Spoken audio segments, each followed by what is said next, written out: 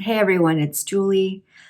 I have been meaning to do this video for some weeks because I've seen a couple videos on TarotTube just using the term of the soul deck in passing.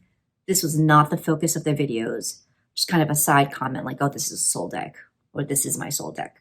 And so it just got me to thinking about the concept, and it's not one that I've ever discussed on my channel before. And what do you know? Grace pops up on my feed with a video on the myth of the soul deck. And so I thought, well, okay, perfect timing. I'll just make my video a VR and add to the conversation. Ultimately, she and I have differing perspectives on the soul deck, but what I had planned for my video, it doesn't affect what I had planned for my video. All my thoughts are the same. I will reference maybe a few things from her video. Katie Flowers also did a video on her thoughts about the soul deck a while back, and so I'll link that as well. But so as you can see, it's not a new topic. It's an ongoing conversation. This term is ubiquitous in the tarot sphere. And one of the reasons that I wanted to do this video is because we constantly have newbies coming in and joining the tarot Facebook groups, watching the videos, and I'm sure there are some that hear the term soul deck and they're like, what the fuck is a soul deck? Do I need a soul deck? So I just wanted to share my thoughts. First, let us define what a soul deck is. And I'm going to define it in terms of the best of my understanding, how I've seen it, just kind of broadly used and defined by others. There is no Oxford Dictionary definition. I don't know where this term originated. I don't even remember where I myself heard of the concept for the first time. But okay, so broadly, the idea of the soul deck is that it's not the same as a favorite deck. It's more, it's supposed to go beyond that to a deck that you are just so deeply connected to, that you have this special relationship that is instantaneous and beyond words and description. And it's like, it is a forever and always deck. It's one that you couldn't be without. And I've heard other people define it as something that is either like a part of your soul or an extension of your soul, or one that speaks to your soul or resonates with your soul. And I guess that's where the term generates, soul deck. There are differing opinions about whether you can have more than one soul deck or it's only supposed to be one soul deck. And certainly over the years, I think that this term has been interpreted and personalized according to the individual. In Grace's video, she talks about, just kind of as a little bit of a recap, she talks about how it gets her back up to hear people say, I have found my soul deck, or this is my soul deck, or I'm searching for my soul deck. And she feels it is, it's clickbait, it's a marketing ploy, and that, a soul deck isn't in fact what we think it is. And then so she goes on to explain what she means.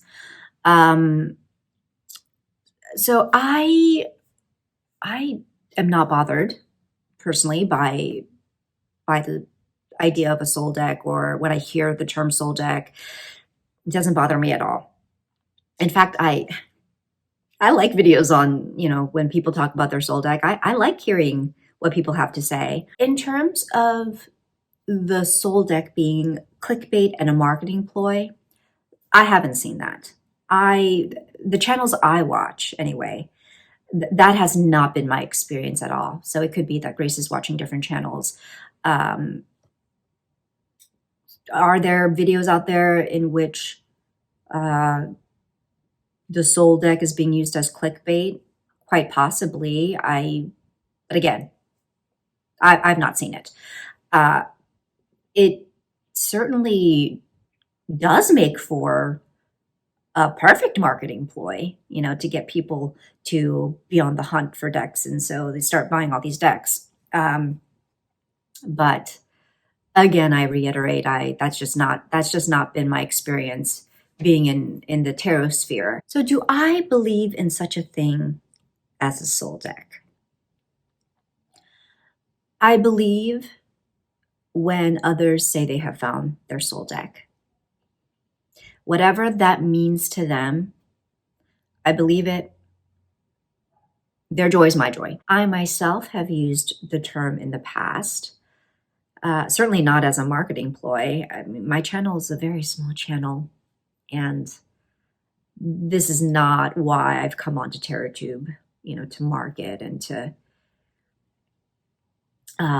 create clickbait. I have used the term in a more casual way, if I'm being honest, and I think it runs a spectrum of people who take the concept of the soul deck very seriously, and then others who use it in a more casual way. So I have described the Everyday Witch Tarot as a soul deck. So I do think there can be more than one.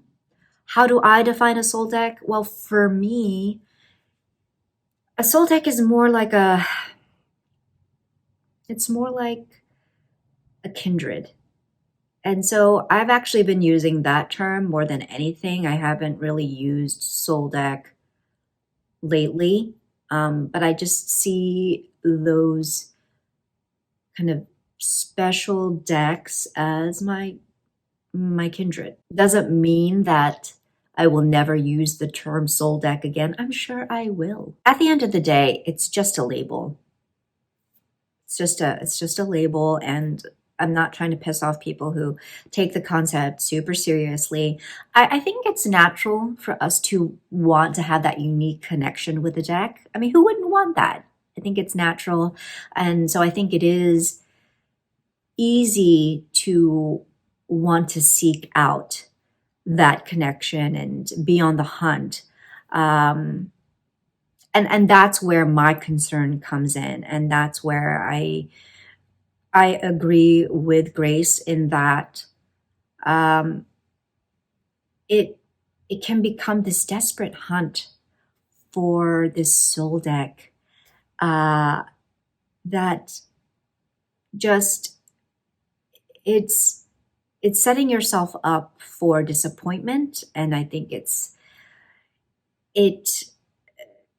people can become so wrapped up in the hunt that they ignore some pretty special decks that they already have, and they miss out on some opportunities for growing relationships with their decks and growing in their tarot learning. When you equate a soul deck as like the holy grail, then expectations become so high that they're ultimately unattainable. This is not to minimize those of you who feel that you've truly found your soul deck.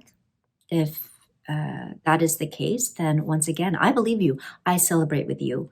What I do not believe is that we have to find that deck, that one deck out there that is just... In reality, a majority of the time, those decks that prove to be the most influential, the most transformative, the most meaningful in your tarot practice are the ones that find you. they're ones that you don't have to go hunting for. My Llewellyn. So if I'm understanding Grace's video and her interpretation of what a soul deck really is, then this would be my soul deck. This is the deck that I truly learned tarot with. This is the deck that opened the doors for me, where I felt like, oh, okay, I'm really getting it now. I understand. This is feeling easier and easier for me. It's not such a struggle to understand what the tarot does and how I can use it and the insight that I can gain from it. So is this a soul deck? Do I consider this a soul deck? Yeah, I consider it a kindred, my everyday witch. Now, this is a deck I certainly didn't go hunting for. As a matter of fact, I was pretty reluctant to give it a try. I thought it was kitschy. I wasn't super thrilled about the aesthetic. I thought that this would be a deck that would give only kind of shallow and superficial readings. And so this wasn't a big bang connection. This was working with the deck daily and getting to know it. And then coming to a point where I was like, oh, wait a minute. There's just something about this deck. There's just something about it. When did that happen? The Inspired Soul Tarot. It wasn't planned that I named it the Inspired Soul, but is this my soul deck? This is the deck that I made for myself. If any deck is an extension of my soul, this deck, right? And yet, this deck is also a timestamp for a phase in my life where, I made this deck during COVID, or rather I finished it. I started it, at the end of 2019, and I really worked on it during the lockdown and during the height of COVID. And so who knows what this deck will feel like for me and mean for me in the years to come. The Raven's Prophecy Tarot. Definitely one of my kindred. This deck,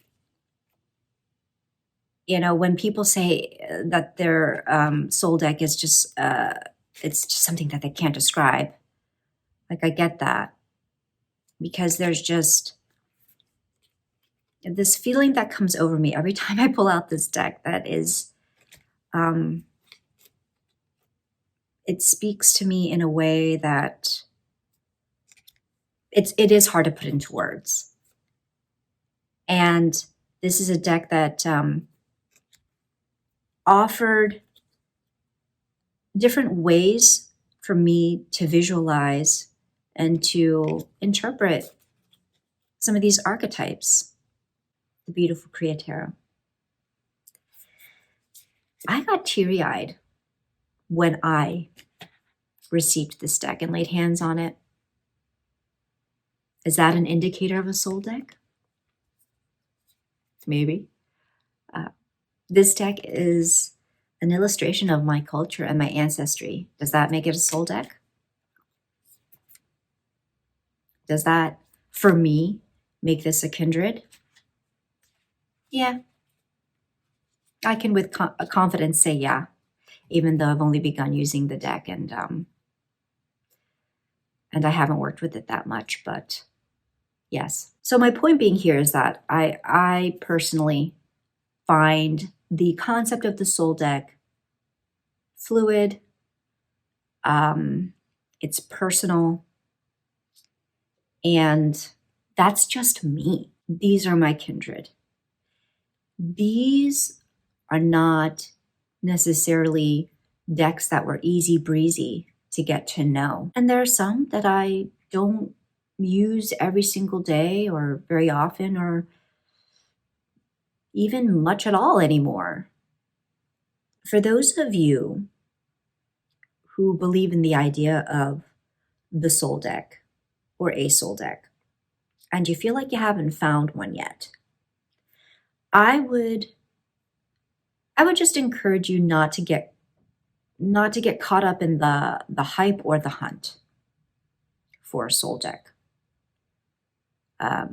It's just a label, my opinion. My personal opinion, it's just a label. And it's a malleable idea. It's what you make it. I'm sure that's going against the purists out there who really are sticklers about what a soul deck is, and okay, that's fine. You do you. But I'm speaking directly to those out there who are hunting for this soul deck. Don't get caught up in that. Don't get caught up in the hype or the hunt. Actually, I would say, don't even worry about it. Don't even worry about it. Enjoy the decks that you have. Enjoy growing those relationships. Enjoy growing your learning with the tarot. And enjoy the soul connection that is your tarot practice. That would be my parting piece of advice. What are your thoughts on soul decks? Do let me know in the comments, and I hope you all are doing well. Until the next video, much love and take care.